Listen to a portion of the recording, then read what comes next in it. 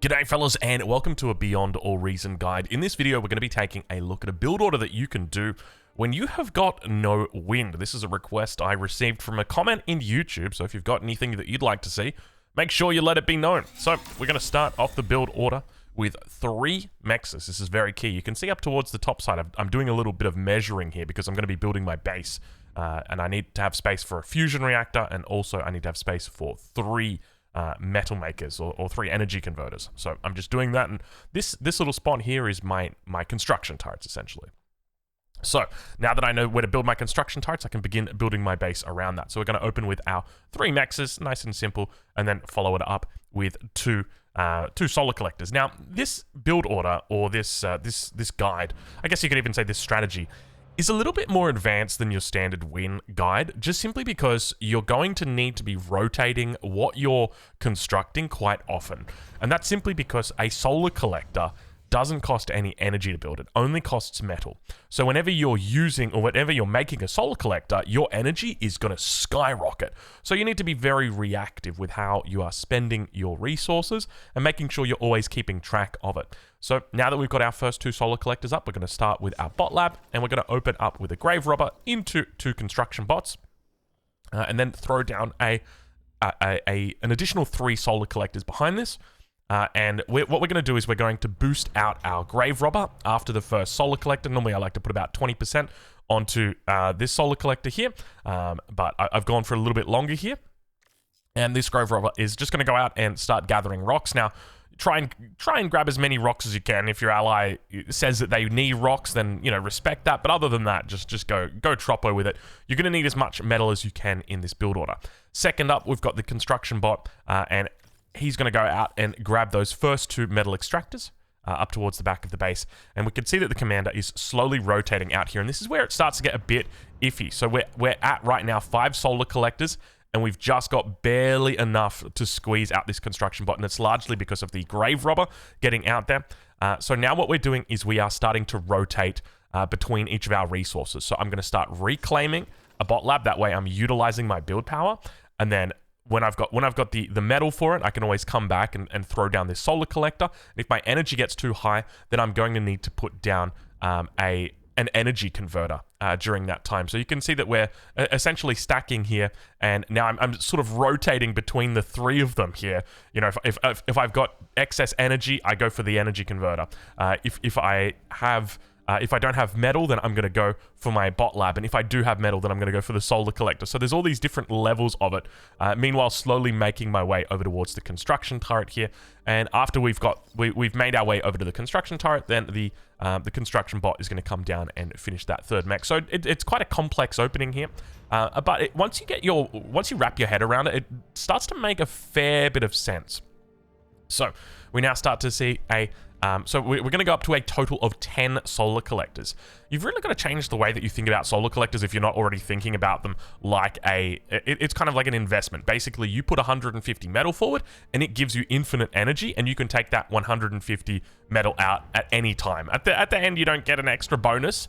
You only get that 150 metal, but it's still a nice way to think about it. So that's a huge component of this build order. So going up to those 10 solar collectors here, you can see that's our 10th one, and we've added in a 2nd nano here, and now we are going to start advanced solar collection production. So these are quite energy intensive initially, which is why we only go to the 2 energy converters at the moment. We will be going up to a total of 4 energy converters in this build order, but we just start with the 2 for now because that's all we need. And you'll notice that our grave robber has returned, and he's going to start reclaiming every single one of these solar collectors because they've done their job. If we just quickly pause it, and you might be wondering, okay, why the hell are you reclaiming them? You just built them. Because that's something that we actually do later on. We're literally building a solar collector and then reclaiming a solar collector at the exact same time. And it might seem crazy, but I promise you there is a method to the madness. So just to talk quick numbers here, a solar collector gives you 100 or gives you 20 energy, and you pay 150 metal for it. Compare that to this bad boy here, which you're paying slightly more than double, but you're getting almost quadruple the amount of energy. So 75 energy versus 30 or 370 energy. So a big difference there between these two. So it's important that we transition into them. The one thing to note with this is that the energy or the advanced solar collectors do cost energy. And this is part of the reason why I've used the core here. The core have a cheaper advanced solar collector. They also have a cheaper solar collector by 5 metal, but their advanced solar collector is also cheaper, but it's cheaper on energy to construct. So that's part of the reason why we use the core here, because they can actually do this faster. So we make sure that we now continue. So we want to go up to 5 advanced solar collectors, but the thing is we don't have the metal to do it right now. So we just have to do 4. And then we'll go into our advanced bot lab, and then we'll go into our 5th one. It's very, very crazy, but well, not very, very crazy, but it's difficult because there's so many little nuances to a build order like this. But now we're looking to reclaim these solar collectors. I normally like to reclaim 1 for 1, so you know, basically you can see that we've got 8 left here. So I probably haven't reclaimed 1 too many, but we've gone and detonated the comp up at about 4 minutes 30 here, and just making sure that we want to maximize our build power. What does that mean? So that means don't put everybody on the advanced bot lab.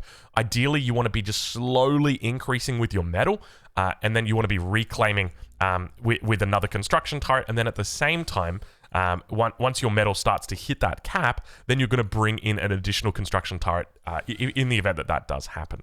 But we're going to make sure that we begin working on all of these solar collectors. Come on, little grave robber, get in there. You can see we queue them all up, and we've got the construction turrets reclaiming. Now, in the event that you stall like this, what you'll do is you'll grab your other con turret, and you'll start helping out. Because remember, these guys don't need to move. Very, very easy to just sort of pick and point and just say, you, there, grab that. So we're going to be reclaiming all 5, or all remaining solar collectors here. That's really important. Now, you'll notice that at the end, I will have a surplus. Oh, by the way, we did throw down two energy converters, right? I think it was right as we were doing the advanced bot lab. So we're of course going into our advanced construction bot, and the next thing that we're going to be doing after that is throwing down our metal storage, because we're going to be reclaiming our advanced bot lab. Now, of course, in the games that you're playing, you might be looking to do a bit more of a supporter role. I haven't found a way to get this anywhere near as fast with the supporter role, so just keep in mind this is a greedy style of opening here. So now we're just making sure that we are reclaiming. We want to be using our build power all the time. You can see that we managed to have about 180 metal over the top. So I think that's just metal, extra metal from the grave robber.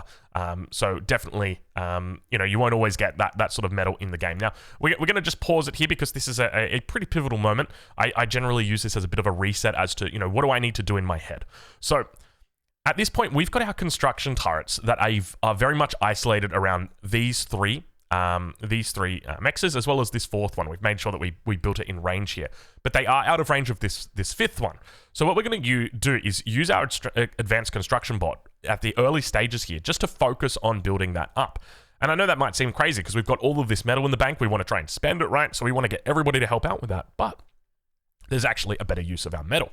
Let's have a look and see exactly if you can find it. It's going to be solar collectors, and just the basic solar collectors. Remember, these solar collectors only cost metal, and we're using a lot of our energy right now in making this. You take a look at our construction bot using 103, and we also are going to be using energy as we throw down our construction turrets. So we want to make sure that we don't spam our construction turrets. You want to stagger them, so you do one at a time, and you can even rotate them off. So often I'll get, you know, 2 con turrets they'll be building, and then one won't be, and then we'll just be helping out building the solar collectors as we do this. So you can see that it is very much a game of building up and then taking everything down, building it up again, and then taking it back down, and we're just repeating this over. So going up to 5 construction turrets, and just going to continue spamming out our solar collectors. So I think we got up to 8 solar collectors here. I'll double check. Yeah, so we're sitting on 8 solar collectors at the moment.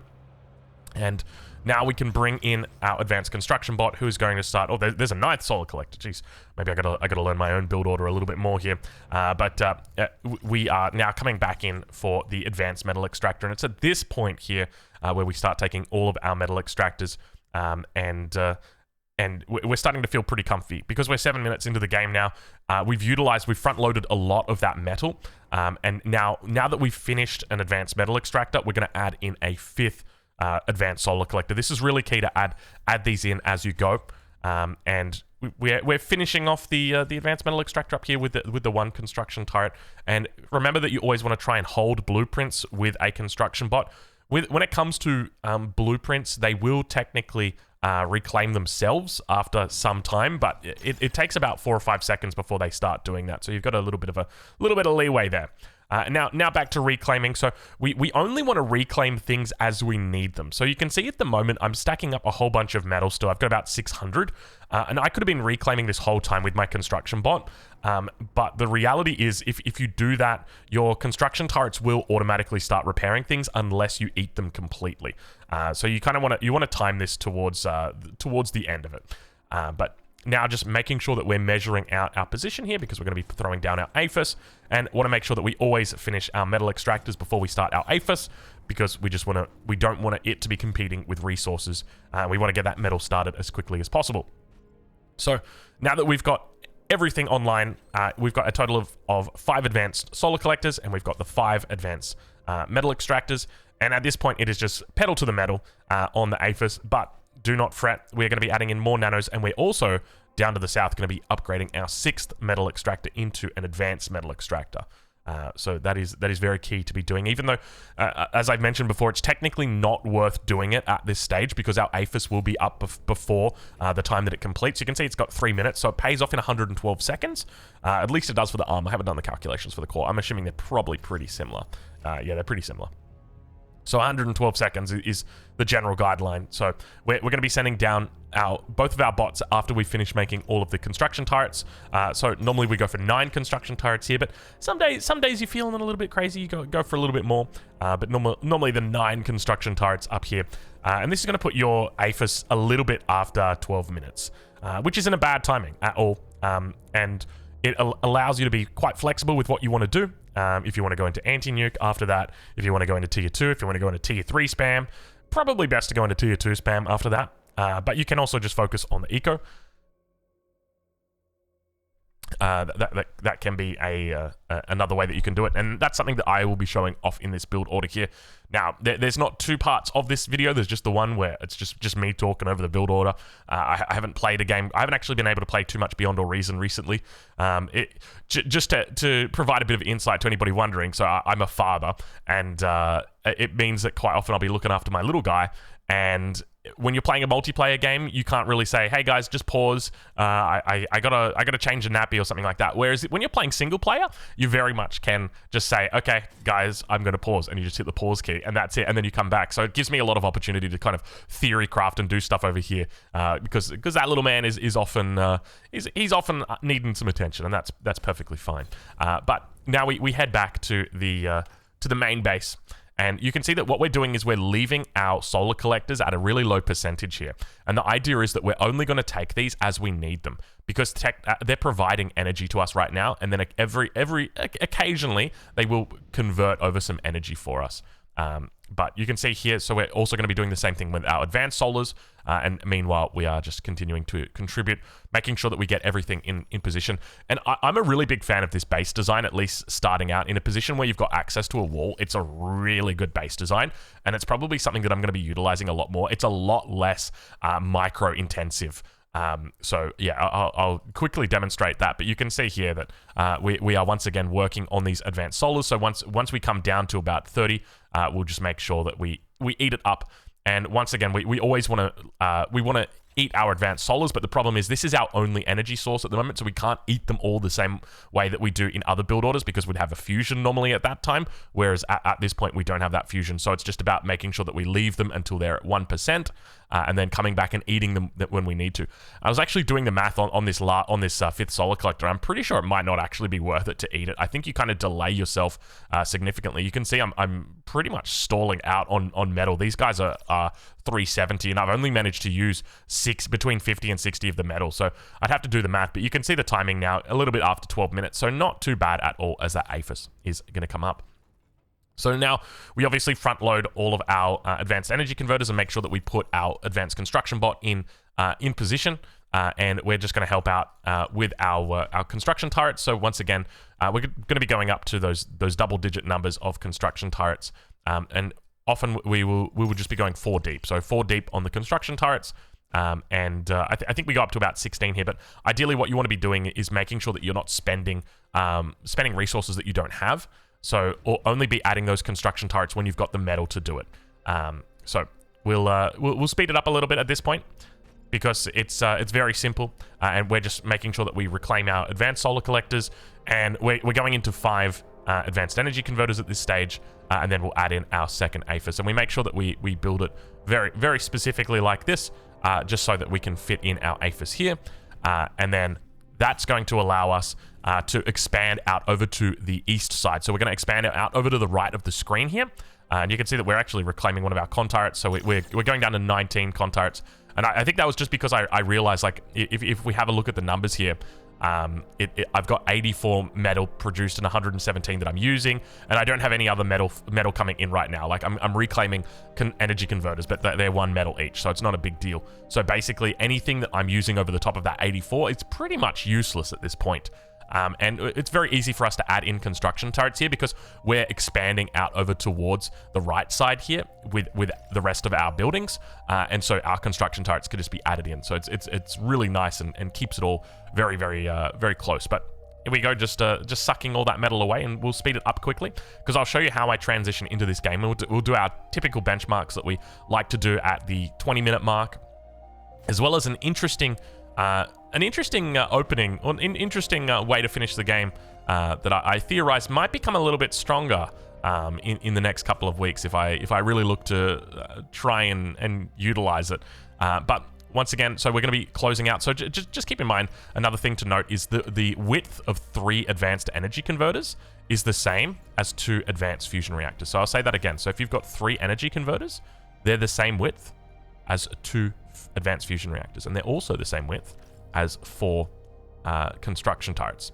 So that's why you can see right here, we've got all of these guys are all perfectly lined up along this edge here. And so that's why we've built the base in this way, because it's really easy to manage. And also because 9 advanced energy converters is what you need for the 2 APHIS. And on top of that, all four of these construction turrets can reach the entire way back here to well, you can see here where you kind of miss out on that very last one, but you get 75% of the constructors on it. So I was like, you know what? I think that's absolutely fine to go that deep. But that's essentially it. It allows you to minimize exactly how much movement you do. You don't really have to think about it too much. You just fill in the blanks. And I always like to get a little bit of a head start here. And now that I've got this and I've kind of run into this bulge, that's where I'm going to start moving down to the bottom side and start doing the exact same thing. But the focus is going to be on APHIS. Is going to be our main focus. So you can see that once again, we're always looking at the range of the construction turret. So here I'm looking in that corner. I'm like, okay, how many can I get away with here? And you can see that right there, you couldn't build that any further away from this construction turret without him assisting. So there you go. And now we're also adding in a second layer of construction turret. So we're going to be going, so normally I leave a space of 6, which is enough to fit 3 APHIS in.